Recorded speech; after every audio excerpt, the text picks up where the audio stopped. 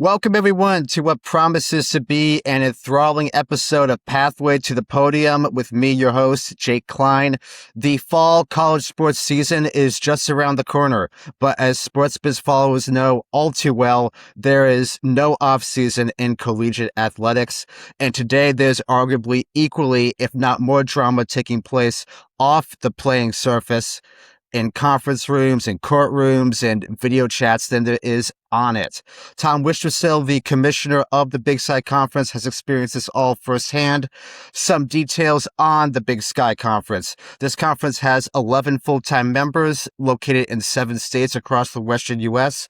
After recently having added 2 schools as full-time members, there are also 2 additional football affiliate members in California and 1 men's golf affiliate member. So that's 14 schools in total. The Montana State Bobcats are the reigning D1 FCS football champions, something I know the conference and you, Tom, are very, very proud of.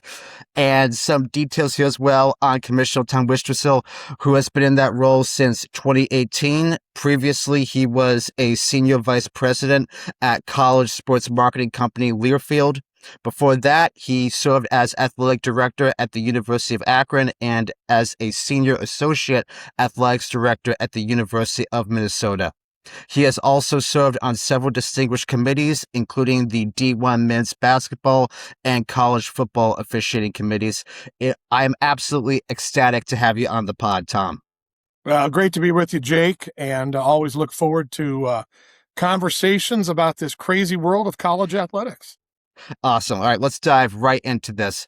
I guess I'd like to start here, Tom, with asking what your day-to-day responsibilities are as commissioner and what is your busiest time of the year? Well, I'll start with the second one, which is there used to be an off season, just like you kind of said at the beginning, and that's gone now. So you're busy at different times of year with different types of things in this job. Obviously, the start of the seasons is busy right now, but college athletics is a 24/7, 365 job, and that's what I've got here as commissioner of the Big Sky. Very fortunate to be here in my 8th year as commissioner. And when you're commissioner of a D1 conference, your job is lots of different things. But I think the best way to kind of sum it up is you're a little bit of kind of the circus ringleader. There's lots of things happening, lots of different places at lots of different levels. And your goal is just try to make sure everybody's kind of moving forward in the right direction together. I'm very fortunate in our schools. Like you said, we're in 8 states with 11 full-time members and a couple football affiliates. We have a really good kind of understanding of who we are in the Big Sky. We're not trying to be something we're not going to be, and I'm not trying to chase things. So luckily, I work with a great group of presidents, a great group of athletic directors that help move the conference forward. We do a lot of the nuts and bolts stuff of scheduling games, scheduling officials, working with our media partners and media relations groups, and that broadcasting. We also help with NCAA compliance.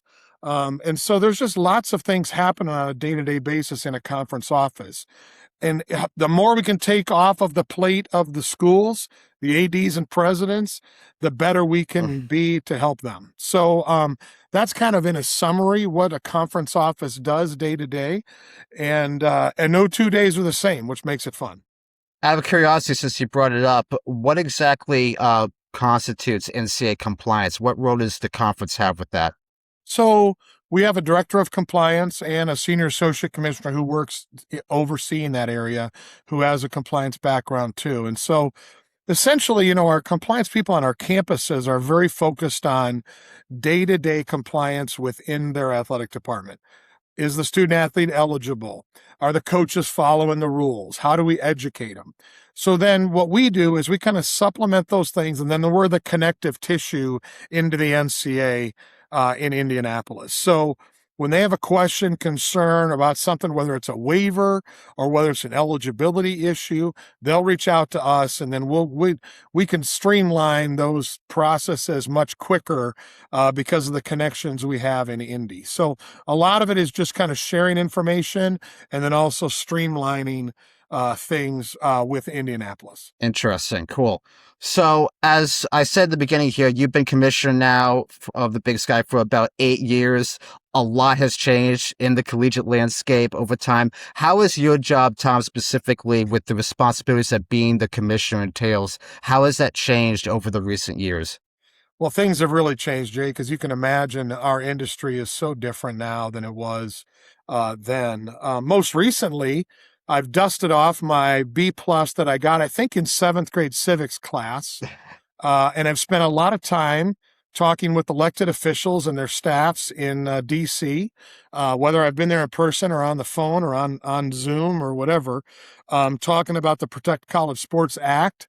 And so, that's something I never thought I would be involved with. But we've just had a lot of conversations with those 8 states representatives in DC about the benefits of the Protect College Sports Act and our efforts to try to get that to the floor and passed, which will come up again in September. But nonetheless, that's something, again, never, ever thought that would ever be part of this job. Globally, what has changed the most is, the House settlement, the creation of revenue sharing, and how that has changed the way everyone in college athletics approaches their day-to-day business. Not always for the better. And by that, I mean, there's so much transactional now that wasn't transactional before, whether it's discussions with student athletes or coaches or agents or other schools and the transfer portal, student athletes just moving so quickly.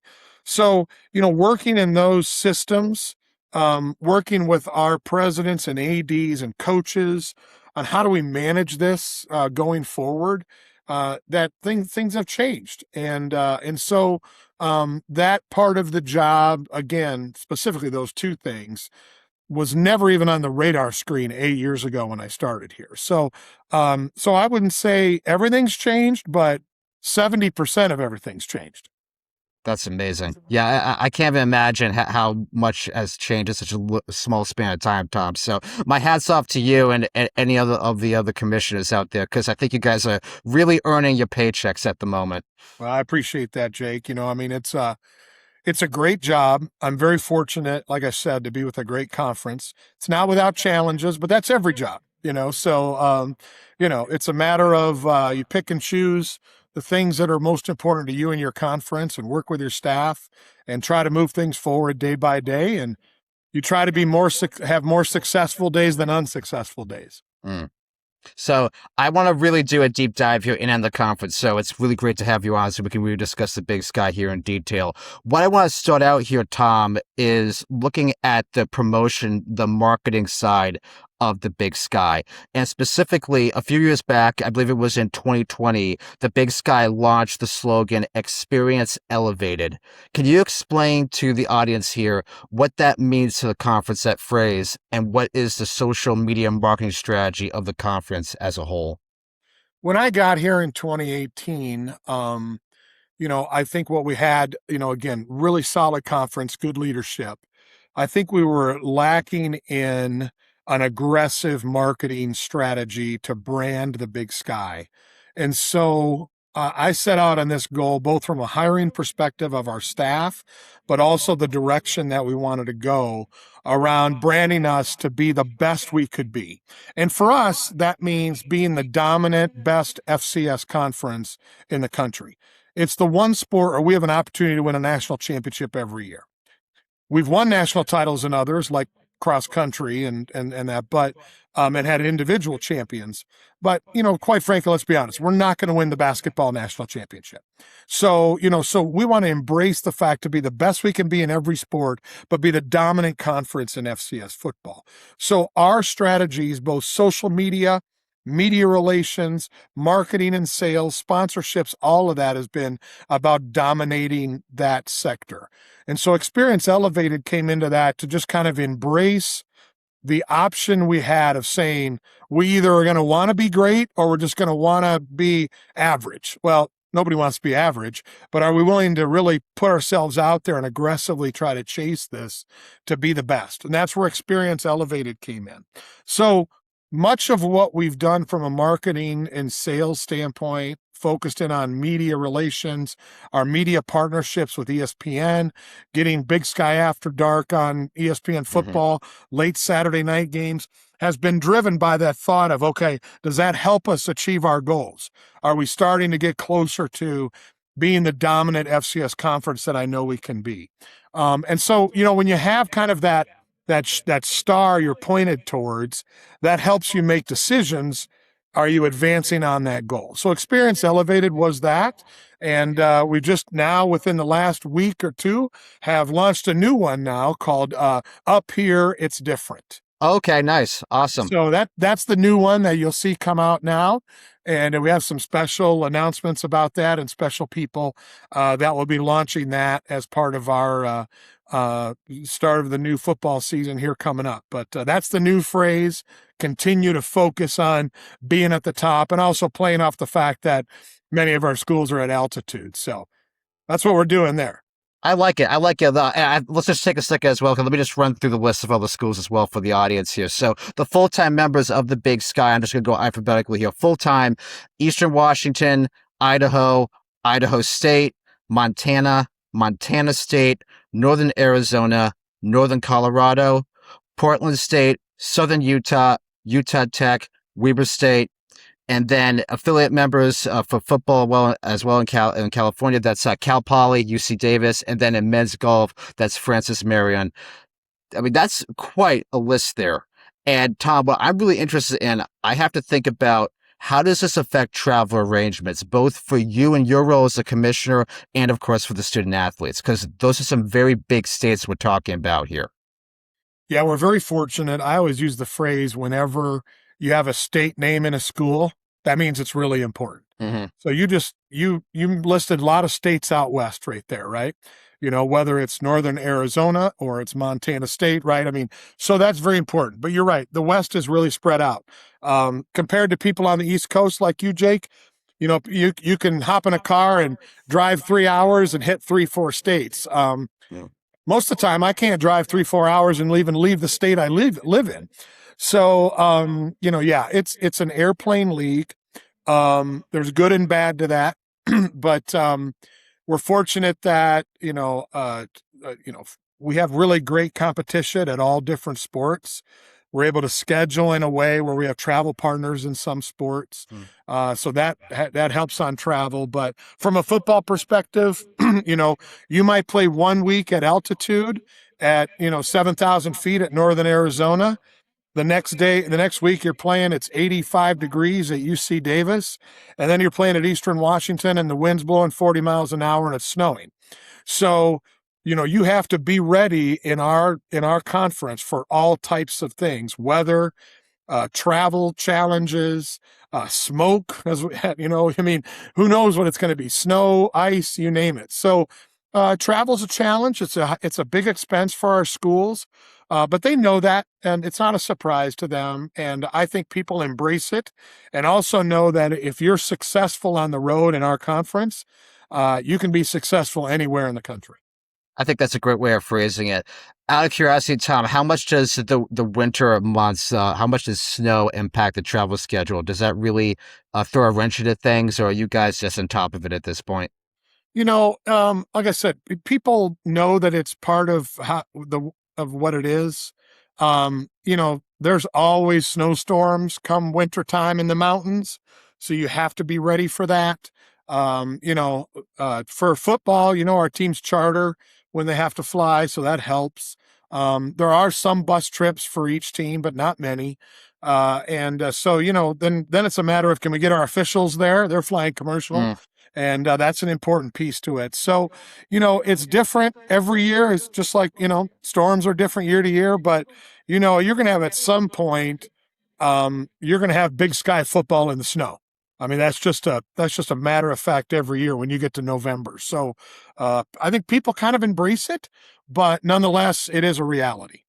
Yeah, that sounds great. I mean, I love watching snow games, but people have to bear in mind as well that a lot of logistics go into those snow games as well. So it's a delicate balance there.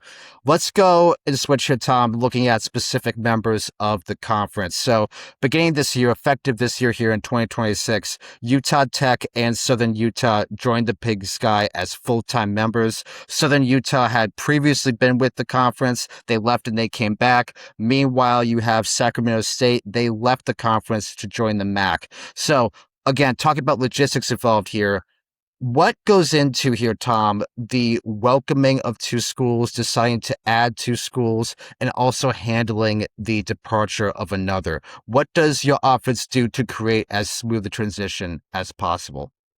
We knew for about a year that Sac State was looking to leave. So we had some prep time there to kind of think about what was next. Anytime you have transition, it's kind of a reset where, you get together with leadership. For us, that's our president's council and ADs and say, okay, what do we want to do here? What's best for us? Let's look out 5 years, 10 years from now. What do we think the landscape looks like? Man, and our crystal ball is pretty cloudy. When you think about, the last 10 years to today, and then you think about the next 10 years, you're like, wow, who knows what that'll look like? But you make the best decision at the time you have to make it with all the information you have. And so for us, knowing they were leaving, the WAC was breaking apart. We obviously had a relationship with Southern Utah. And had kept an eye on Utah Tech. And because of the footprint of those two schools, where they're at in the state of Utah, for us, we already had Weber State here, and then Northern Arizona is not far away from those two schools. So we played them a lot. And for us, the timing was really good. They were looking for a home. We had lost a school. And so it was, okay, do we bring one in? Do we bring both in? And so it's not ideal always to have an odd number of schools, like in this example, 13 in football, 11 full-time members. But that's what we had before when Southern Utah was in. Good so point. We were familiar with that number. We knew how it worked. And so as for the timing, and I give our presidents a lot of credit for when I came to them with the idea and said, I think let's strike quickly. They blessed it really, really quickly. It didn't take a long time for them to say, yeah, let's go get them, make it happen. And so then it's a matter of, you got a little bit of time, right? We had a year. We announced it last summer, and then they're entering right now. So we had time to put together a plan of regularly monthly meetings with their leadership and their administration to say, here's the things we expect. Here's the things that have to happen in a certain time frame. Utah Tech needed to add a sport. Southern Utah has to do something with their facilities. It's all part of their membership agreement.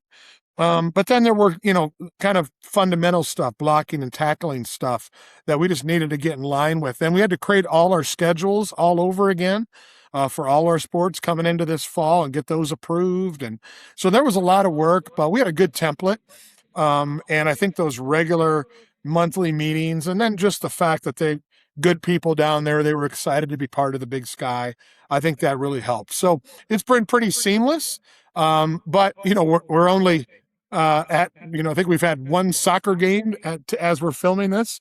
Other than that, everything else is still to start here, from other soccer games to volleyball to football. So I'm sure there'll still be bumps in the road, but I feel good about our plan. Can we dig a little bit more into the scheduling formula, specific when it comes to college football? Because my understanding here, Tom, is that week 0 plays a very large role here with your conference. So we decided with the FCS permanent move to 12 games, and then the fact that we were going to start FCS play on week 0. And this coming year, FCS is playing all week 0. Next year, FBS will join us there. That will just become week 1. But this year, it's still week 0. And we decided that, okay, now we're going permanent 12 games. We had 8 conference games. And we said, we have a lot of trouble getting home non-conference games.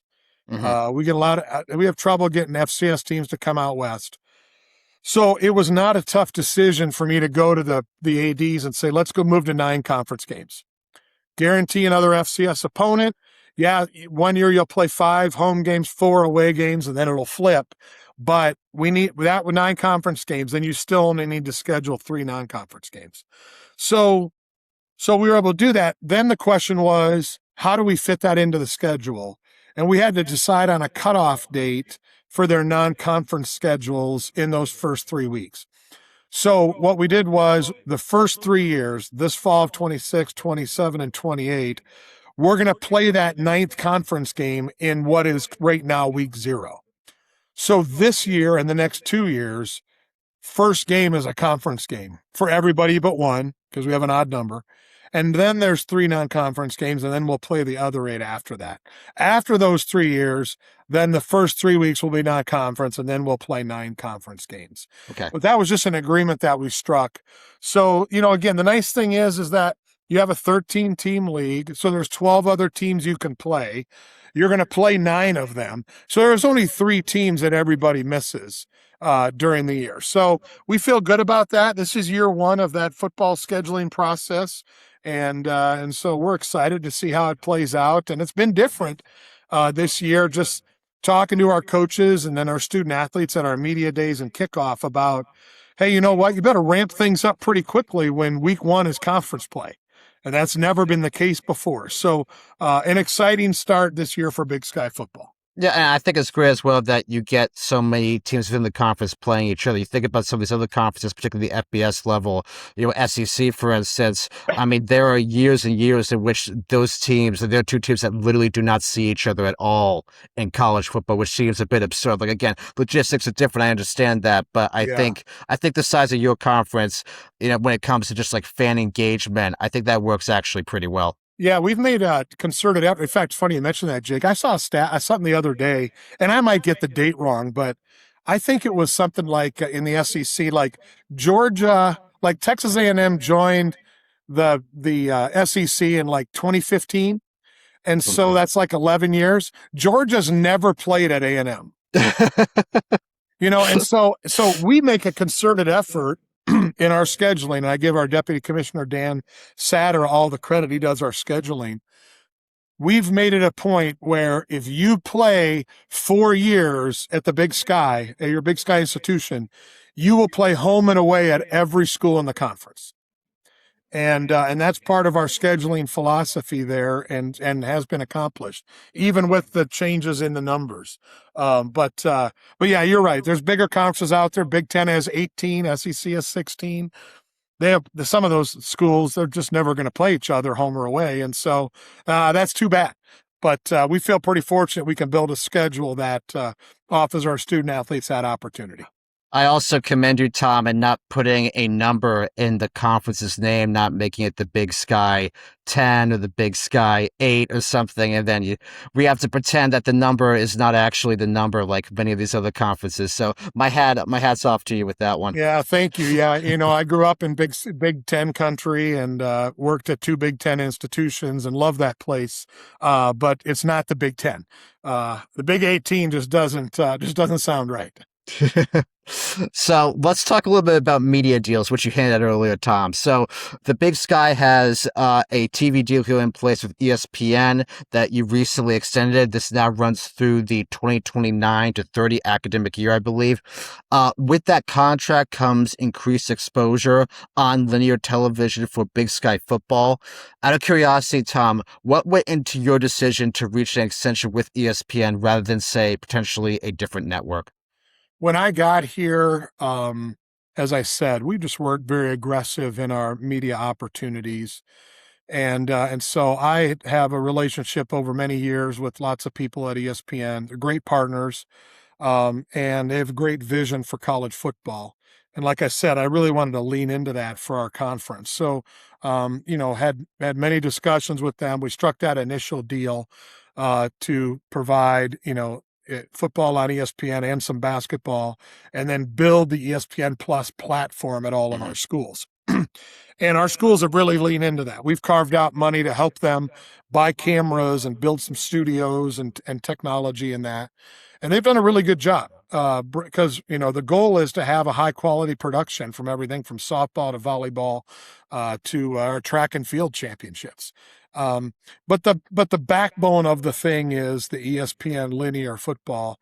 And the timing of the breakup of the Pac-12 and the changes within that really helped us kind of get a foothold into those late night Saturday games. And so this year we have 5 of them, which is great. And I received so many notes, texts, emails from friends of mine, whether they're in New York City like you or all over the East Coast or Midwest, about us being the last game on Saturday night and how cool that is. You get Montana at UC Davis or Northern Arizona at Eastern Washington on the red turf there. That how cool it is that, someone's sitting at home late at night. Hey, there's college football on. We're watching it. Yeah. Or them and their buddies are at a sports bar and the game's on. And wow, that's so cool that there's Idaho and Montana playing. And, so for us, it's all about branding. And then that leads to recruiting. So what I want our football coaches to be able to say to recruits, come play here. You're going to be on national TV. And that's meaningful because those student athletes want that exposure. Our schools want that exposure. That branding's really important to us as a conference. And yeah, the games are late, right? Sometimes they're 8:30 kickoffs local time, and sometimes it's snowing. But nonetheless, to be the last game on at night is really meaningful to us. So that's part of the branding we've built with ESPN. They're great partners. They see the vision as well. And so that's why we extend those contracts. That's why we grow it. And that's why we keep building those opportunities together, both with ESPN and obviously with ESPN Plus. Could you explain as well, Tom, for the viewers, how your deal with Scripps works as well? Because that's kind of separate, but also extremely related to what you do with ESPN.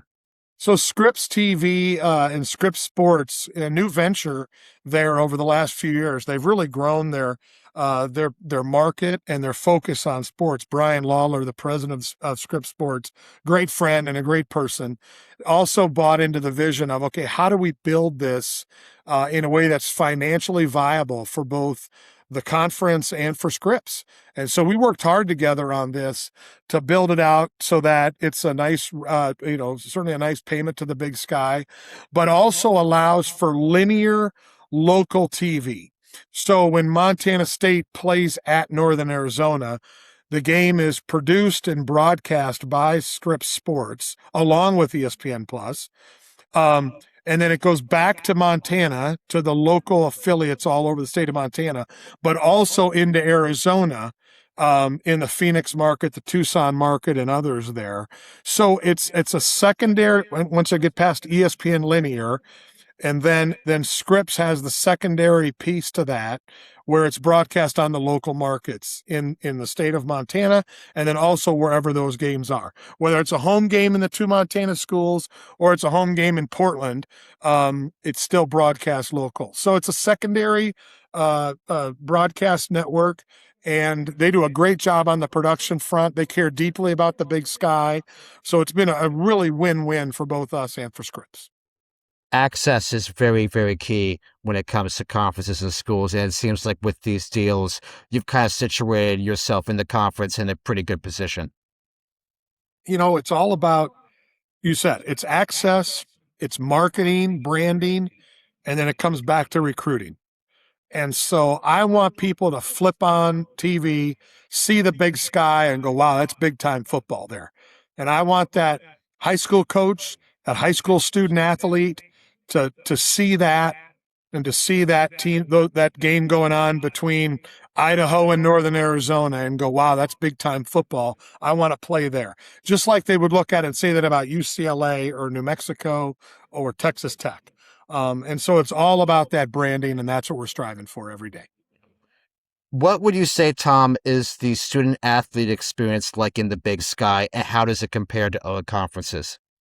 So as I mentioned before, Jake, we're very fortunate, kind of like, we believe that we know who we are and we're not trying to be something we're never going to be. So we're still able to have this focus on the student athlete. I think our level is the true college athletics now.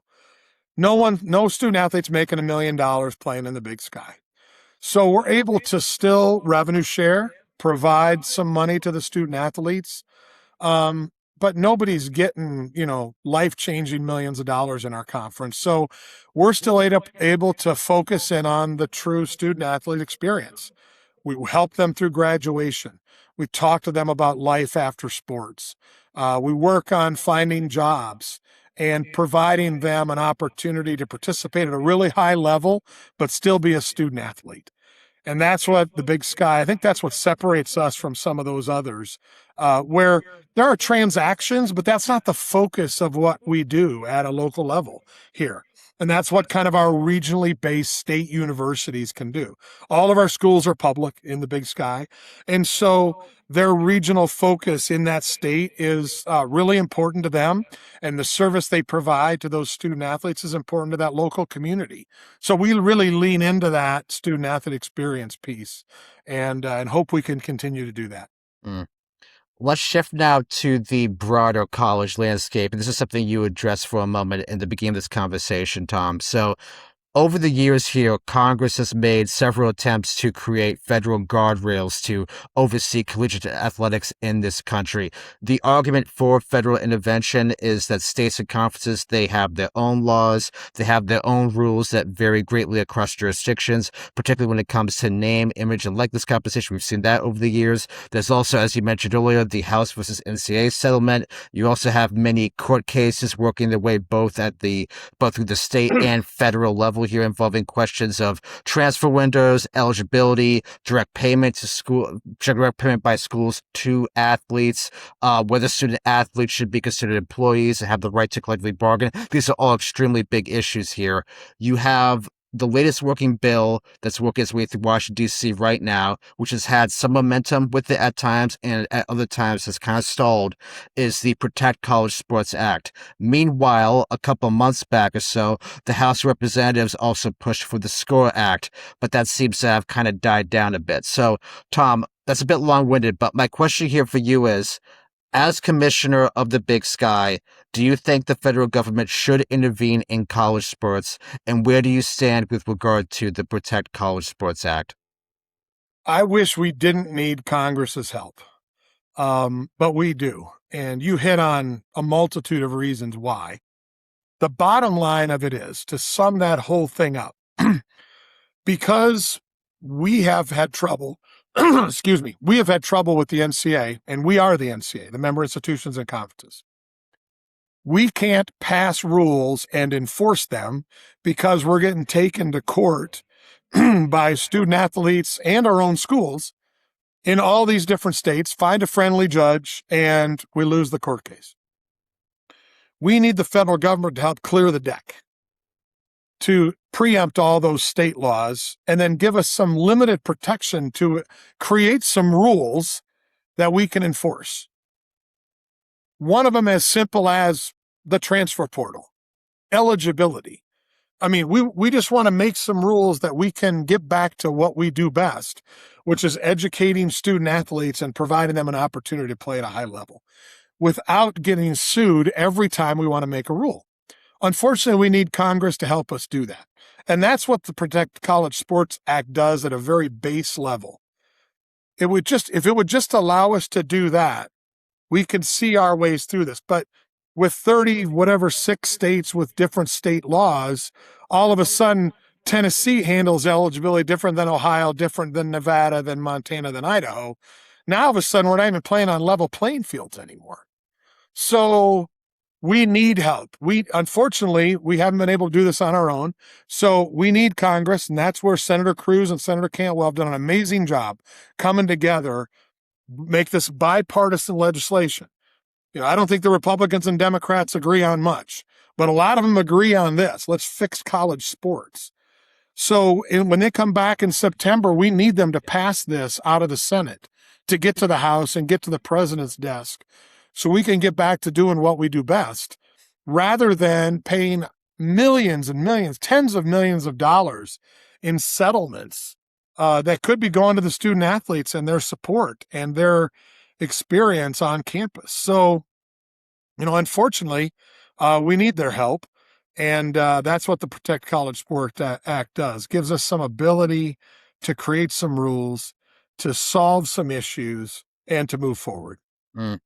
I think it's also important to note right now that you have an administration right now that is very focused on sports as a whole. You think between Trump, Vance, and Secretary of State Marco Rubio, all of them are really passionate about sports and also college sports. So I feel like on one hand, if there's a time to do this, that definitely helps, knowing that you have the federal government this not just invested at like a normal level, but also on like a personal emotional level. I think that helps. But at the same time, you have a Congress, as you mentioned, Tom, is very divided over certain things, and not just in terms of a Democrat Republican, but also just in terms of the makeup of Congress, the number of delegates right now, and how that all shakes out. You also have this being an election year. So in that stance, this actually might be not a good time for this legislation to come up because of different political factors at play. So I don't know if you have any thoughts on that or not. Yeah, I mean, you're right. I really wish, obviously, we were really focused on trying to get this passed within the last couple of weeks before they went on recess. But it's on the list and docket to come up in September. But there is that concern that the focus when they come back in September is going to be the November elections, and the power and majority in the House or Senate could flip based upon those elections. So we'll wait and see how that plays out. But you're right. We've got some momentum, and the status quo is, in my mind, not an option. I mean, here's the way I look at this. It's either a flawed bill, because I think that the Protect College Sports Act gets us like 60% there. It's not perfect, but it gets us 60% of what we want. But the alternative is zero. And what we have right now is unsustainable. Now, for us in the mid-major ranks, there's some things in there that just don't affect us much, like the revenue sharing caps and those types of things. But when I listen to my friends in the Big Ten and the SEC and the Big 12 talk, what they're trying to do is unsustainable. And maybe the top third of their schools can continue to share $50 million a year. But the other 2/3 in those conferences, they can't do that. So even within their own leagues, they've got great divides there. So that's why we need this to help stabilize that a little bit. And it's not perfect, but it's way better than status quo. Mm-hmm. So let me ask you this then, Tom. Imagine for a moment, instead of being the commissioner of the Big Sky, you were the commissioner of all of collegiate athletics. You have unilateral power. You are effectively a monarch. You are a king. What changes would you implement to college sports so that it could thrive to its best degree? What I would do is I would go sit with the National Labor Relations Board and congressional leaders that are tied into that. And I would say to them, we need to create a special type of employee for student athletes within the NCAA so that we can collectively bargain with college athletes. They can be represented, but they're employees that we don't have to treat like university employees. We don't have to pay medical insurance. They're not going to get taxed like employees of the university. We're not going to have to fund their 401k or 403b, that type of stuff. So I believe collective bargaining eventually is our only way out of this. And I feel like Danny White at Tennessee is the only other person who talks about this regular. It's like me and him are the only two. And I bring this up every chance I can. I believe that's our only opportunity. And it's going to have to start probably at the P4 level with football, and then Division I basketball, and then others trickle down into it. But we need to, rather than us try to do it and then see if it fits under federal rules, let's partner with the National Labor Relations Board and figure out a way to carve this out so they're happy, the unions are happy, and they can form a union, the student athletes can. And then we can collectively bargain the two groups together, and let's find a way through this. Eventually, I see that's our only opportunity to solve this. And like you said, if I was king, that's what I would be focused in on right now, and try to find a way to the other side. It's not going to be easy. and there's lots of challenges and problems along the way. But ultimately, if I look out 10 years, that's the only solution for college athletics. I think you mentioned this in another podcast, Tom, specifically that in some instances, particularly for student athletes, like if you are a prominent student athlete at a prominent D1 FBS school, it might not be in your best interest to be part of a union. It might be better to actually kind of operate in what I'm referring to as like a gray area. Sometimes it's better to operate in a gray area than to be in any sort of rigid collective bargaining agreement type structure. And again, I mean, to be clear here, I have nothing whatsoever against unions. I think unions can be a very important fabric of the American workforce. But at the same time, you've seen over the years here that sometimes people who are part of unions, sometimes that is actually not in their best interests. And the reason why, first and foremost, is because the union leadership isn't that good, or the union leadership only looks after the top members instead of focusing on the greater, for lack of a better word, bottom for the members. And then as well, you also have, when it comes to collective bargaining from a legal standpoint, this country is extremely pro-management, meaning that when you have a true legal impasse, which that's a legal term, when you have an impasse here between management and labor, management can implement essentially the last best deal as long as it was the last best offer, as long as it was done in good faith. So there are a lot of risks that come with that if you are a member of a union. So once you become a union, in some ways you have more leverage, but in other ways you don't have as much. So what are your thoughts on that? Again, that's a bit of a long-winded question there, but you can see where I'm coming from. There are a lot of different things you should be weighing here if you're a student athlete. Collective bargaining, the way I've designed, I'm designing it in my example, and you just hit on it, is bad for the top 1%. So if you're the quarterback at Michigan and you're making $5 million right now, you don't want collective bargaining. You want to make $7 million next year. You want to go on the portal and make $10 million the following year. You don't want any salary caps. You don't want any restriction at all. What collective bargaining is good for is the other 99%, because it gives them the ability to join a group that can negotiate the terms with in this case, with the member institutions. So again, back to my example, you don't want to, if you're that quarterback at Michigan making $5 million next year, I want the ability to make $10 million. And if there's a salary cap in there for NCAA football at the FBS level, that won't be out there. But right now it is. Right now it's uncapped, and there's no restriction on anything. So again, that's the downside to it from that small percentage of student athletes that are making millions of dollars.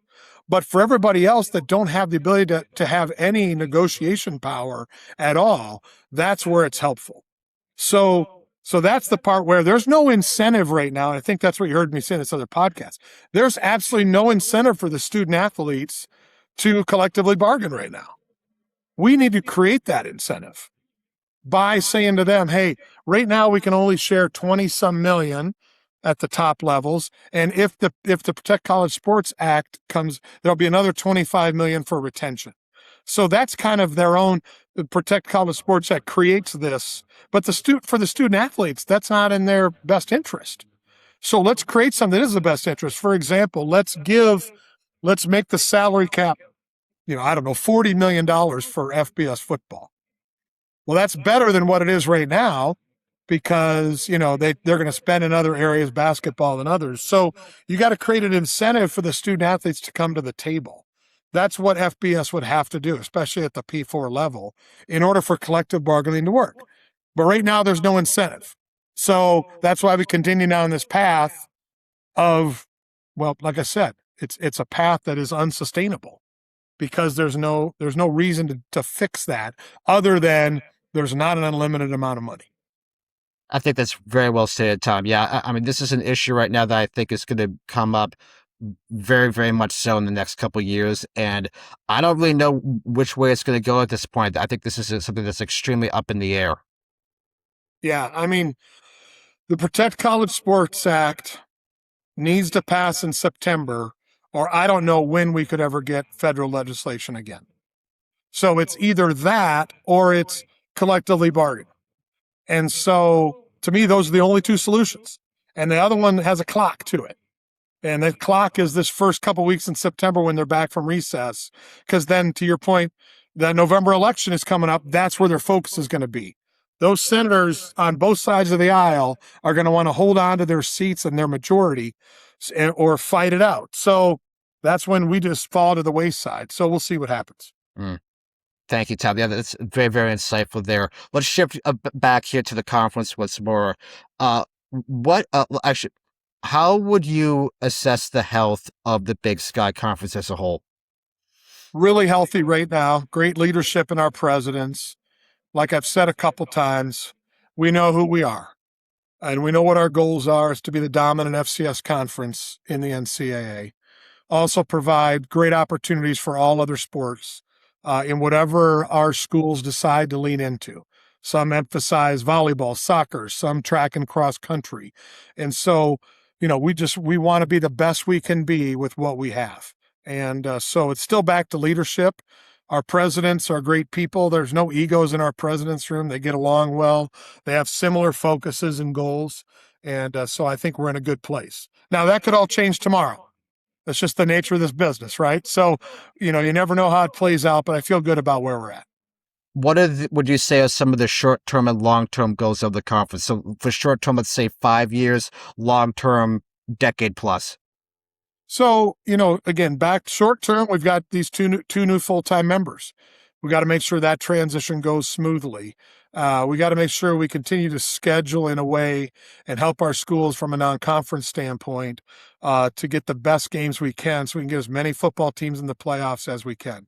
For other sports, it's finding opportunities for them, both from a media perspective, TV perspective. Can we grow those opportunities? Can we get more basketball games on national TV? Can we find ways volleyball is getting more and more TV opportunities? Can we find a way to maybe lean into something like that?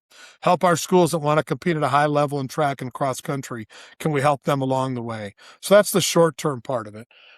Long-term, I don't know what Division I is going to look like in 10 years. Mm-hmm. I won't be the commissioner in 10 years, but I don't know what it's going to look like. And so we have to find ways to position ourselves to be whatever that could be.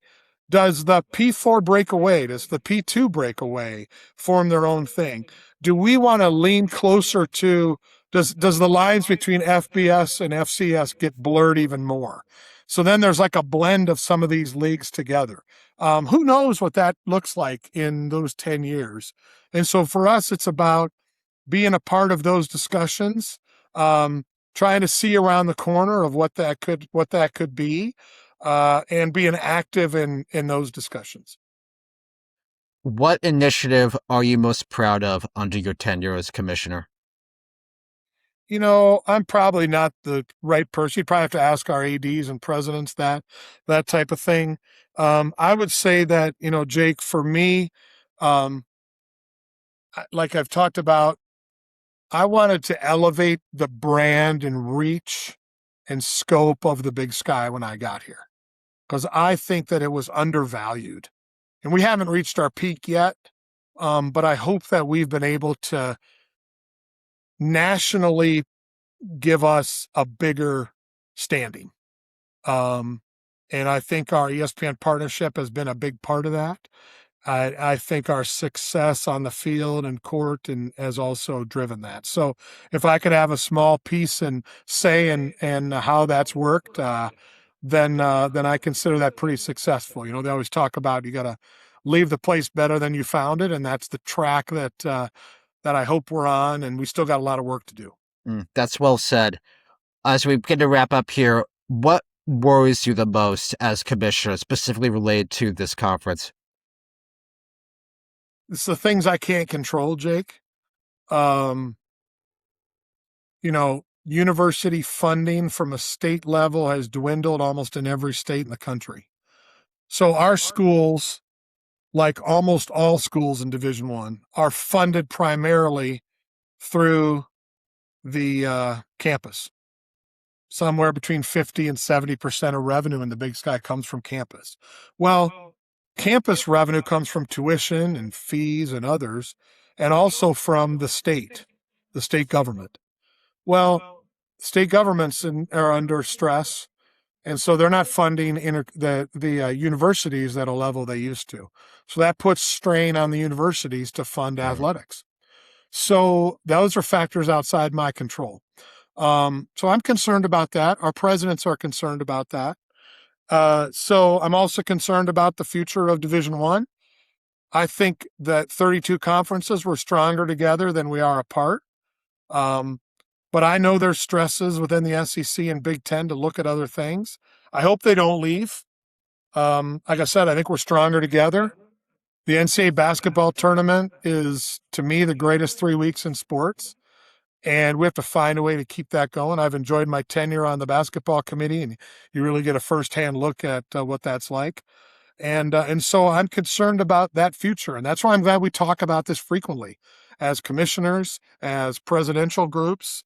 It's a discussion about the future. So, again, I worry about the things I can control and focus my efforts there, but I do concern myself and worry about the things I can't control. This was a very enlightening conversation, Tom, and thank you so much for your candor as well, particularly with some of these topics. Before we wrap up here, I'd like to ask people specifically what their I wouldn't usually do this with commissioners, but since you are very active on social media, where can we follow you on social media, Tom? Yeah, best to find me on X at Big Sky Commish. Easy to find me there, or you can just link through the Big Sky channels, and I'm certainly part of those as well. But Big Sky, social media is a big part of what we do. Our Instagram, Facebook, and TikTok area is growing, along with YouTube. We got a great team that focuses in on that every day. So come join us there, and we have some fun. We don't take ourselves too seriously, but we're very excited to represent the Big Sky Conference. And lastly, what are the chances here? And be honest, please. What are the chances of your conference going back to back as FCS football champions? I think hopefully it's great. We'll see. A lot of good teams out there, but I think our best teams are very good. But you still got to win the games. So we'll see what happens. Tom Wistrcill, absolute pleasure to have you on. Thank you so much. Great to be with you, Jake. It's time for another very packed edition of Jake's Takes. In a sudden and stunning development, the Los Angeles Lakers, who were just sold 1 year ago for $10 billion, are now being sold again. Josh Kushner and Bob Iger have reached an agreement to purchase the Lakers at a $12.5 billion valuation from Mark Walter. The deal still needs approval from the NBA Board of Governors. The Lakers break their own record for most expensive sports franchise sale involving a change of control. This really is astonishing. Kushner and Iger were widely considered to be the frontrunners to buy a Las Vegas NBA expansion franchise. Instead, they pivot and decide to acquire the crown jewel of all of basketball. The Lakers deal here came together at a breakneck pace. ESPN's Ramona Shelburne, who broke the story, said Kushner and Iger first approached Walter just 3 days beforehand about their interest in purchasing the team, and that was on Sunday, August 9th. The deal was announced on the 12th. It is not hyperbole here to say that such a transaction within this realm, at this scope, and this scale is unprecedented. So, $12.5 billion. Mark Walter again purchased the team less than a full calendar year earlier from the Buss family at a $10 billion valuation. So he got a very good return on that investment quite quickly. And that 12.5 figure is nearly $3 billion more than the Seattle Seahawks sale that was announced in July. Full coverage of that can be found in episode 12. So, enormous number. And remember, this is all with LeBron no longer being on the team. He's gone off to Philly and to play with the 76ers. Luka Doncic is now the face of the franchise. A bit about the new owners. Josh Kushner is the founder of venture capital firm Thrive Capital and co-founder of Oscar Health. He previously held a minority stake in the Memphis Grizzlies and currently owns a minority stake in the Miami Heat, which he would have to sell off if this deal actually goes through. Josh is the brother of Jared Kushner, President Trump's son-in-law. Jared runs Thrive Eternal, a capital investment vehicle launched by Thrive Capital. Thrive Eternal bought a minority stake in Major League Baseball's San Francisco Giants earlier this year. Thrive Eternal was also tapped as the lead investor group for soccer governing body FIFA and their plans to sell off a 20% stake of a new commercial entity. Those plans faced enormous backlash across the world and were quickly scrapped. Bob Iger, of course, was the CEO of Disney for 2 separate stints for about a 2-decade period combined. And Disney, of course, remember, owns ESPN and ABC, who have been a longtime broadcast partner of the NBA. So Iger is very familiar with the product here. This also deepens Iger's ties to sports in Los Angeles. He and his wife, Willow Bay, bought the NWSL team Angel FC, which is also in LA, in 2024. Mark Walter and his holding company TWG Global are extremely major players in sports business. Walter is the controlling owner of Major League Baseball's Los Angeles Dodgers. He has a stake in the WNBA's Los Angeles Sparks. He also owns a stake in Blueco, a holding company that contains Chelsea from the Premier League and Ligue 1 club Strasbourg. He owns the Cadillac Formula One team and Andretti Global. He also owns the PWHL, the entire PWHL, the top-level women's professional hockey league that is currently comprised of 12 teams. The champion of the PWHL is given the Walter Cup for winning the Walter Cup playoffs. So, Walter clearly is in the business of acquiring sports properties. The most interesting question here is, why the sudden change of heart by Mark Walter when it came to the Lakers? As I'd like to say, context matters.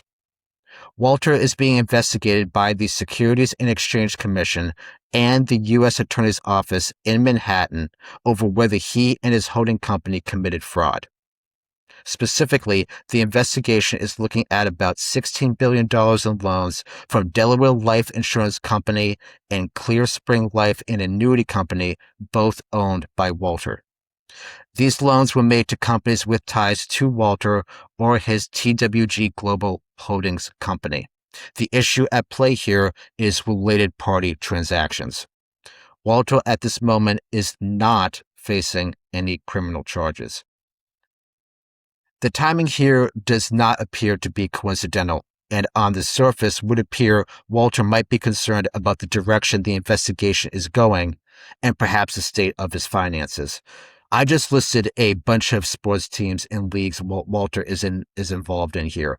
One has to wonder, could the sale of the Lakers serve as a canary in the coal mine? Could this be the start of a massive selling off of sports properties in a relatively short span of time? If that were to happen, that influx of sports business deals, that would be an absolute feeding frenzy. Sports franchises are not sold often, largely because they are in very short supply compared to other types of businesses. So many billionaires and investment groups would jump at the opportunity to get into the game, as it were, particularly if there is a fire sale. But let's remember here, Walter made quite a profit with the Lakers with that sale. This investigation could play a pivotal role in all aspects of sports business in the coming months and years. Or this could be a one-off. Whatever you think of it now, it's definitely a situation to monitor. Changes are coming to the Preakness Stakes, the second leg of horse racing's Triple Crown. Longtime broadcaster of the race, NBC, has reached a new deal with the Maryland Jockey Club that will run through the year 2032. With it comes a scheduling change. Starting in 2027, next year, the Preakness will be held a week later and will move from a Saturday date to a Sunday date. So instead of the third Saturday of May, the Preakness shifts to the fourth Sunday of May, a difference of 8 days. 2027 will mark the first time the race, which has been contested since the year 1873, will take place on a Sunday. The traditionalists may not like it, but this alteration to the racing calendar is pretty much a necessity. Over the past 8 years, the Kentucky Derby winner has opted to skip the Preakness 5 times. When that happens, viewership for the Maryland-based race plummets, as the securing of the Triple Crown becomes an impossibility. And without that Triple Crown storyline, without the pursuit of history at play, interest greatly subsides. The hope is that with more rest time between the first 2 legs of the Triple Crown, trainers would be less reluctant to sideline the reigning Derby champion. That one change, of course, causes another. The Black-Eyed Susan Stakes moves from Friday to Saturday, getting the additional exposure that comes with a weekend post time. This date switch should also benefit NBC, as going forward, the network will use the Preakness as a lead-in to its Sunday night sports programming, which, depending on the year, will be either Major League Baseball or postseason play in the NBA. So there's a hope here of lifting all boats. By the way, NBC's deal with the Kentucky Derby likewise runs through the year 2032. Fox's deal with the Belmont Stakes, the final leg of the Triple Crown, ends 1 year earlier in 2031. Both the Kentucky Derby and Belmont Stakes are still scheduled for Saturday race days, but one has to wonder whether they may take a page out of the Preakness' book here and likewise move to a Sunday. The Belmont would seem to be the more likely candidate of the two if that were to occur. Also, bear in mind, with the Preakness moving dates, this means there would be less time off now between the Preakness and Belmont. So maybe the Belmont in future years will move deeper into June, again with the goal of improving the horse's recovery. A lot of jockeying for position on the calendar. Good Lord, that was a terrible pun. Fox CEO Lachlan Murdoch sent shockwaves across the media industry last week when on his company's earnings call, he said Fox would not be coming to the table to have early renewal talks with the NFL over their TV deal. As a reminder, Fox, CBS, NBC, ABC/ESPN, and Amazon all have media deals in the United States with the NFL that each expire after the conclusion of the 2033 season. In all those deals, the NFL has an opt-out they could exercise in the year 2029, 1 year later for Disney 2030. Following the NBA's quite large media rights deals, executives at 345 Park Ave feel the media deals that the NFL struck are undervalued. The league was hoping to utilize the threat of opting out to get its media partners to amend their current deals. In other words, pay more and we will remove the opt-out provision. The NFL's plan just hit an enormous snag. Fox made it quite clear they are not willing to play ball. They will not negotiate now in 2026, but will wait until it's closer to the end of the decade.